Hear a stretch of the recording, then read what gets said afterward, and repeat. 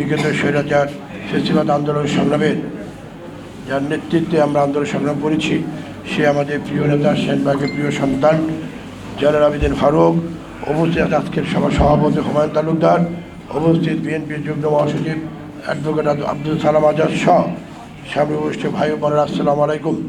বক্তব্য দেওয়ার সুযোগ নেই, আজকে শুধু বলবো, আজকে নির্বাচনকে সামনে রেখে একটি গোষ্ঠী তারা পিআর করে আজকের নির্বাচনটাকে পিছানোর জন্য একটি গভীর ষড়যন্ত্রে লিপ্ত তারা।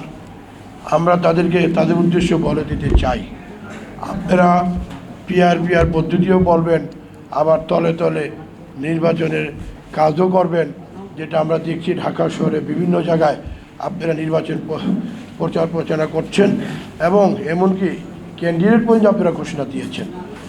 এক দেশে যে দ্বৈত হইতে পারে না।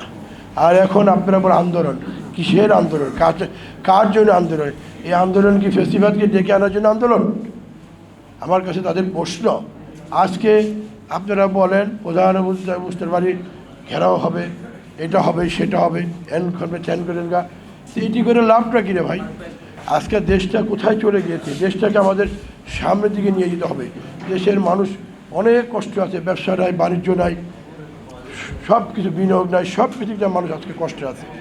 আজকে এই শারদীয় একটা দুর্গা উৎসব পূজা, হিন্দু সম্প্রদায়ের সবচেয়ে বড় উৎসব হলো শারদ দুর্গা পূজা। এখানে আপনারা তাদের পাশে দাঁড়ান।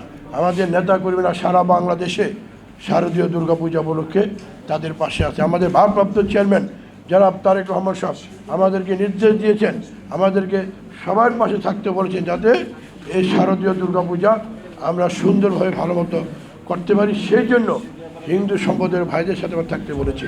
সেই জন্য নেতৃবৃন্দ, আপনারা এই পিআর না করে, নির্বাচনকে প্রশ্নবিদ্ধ না করে আপনারা নির্বাচনে চলে আসুন, দেশটাকে একটা আমরা সামনের দিকে নিয়ে যাই।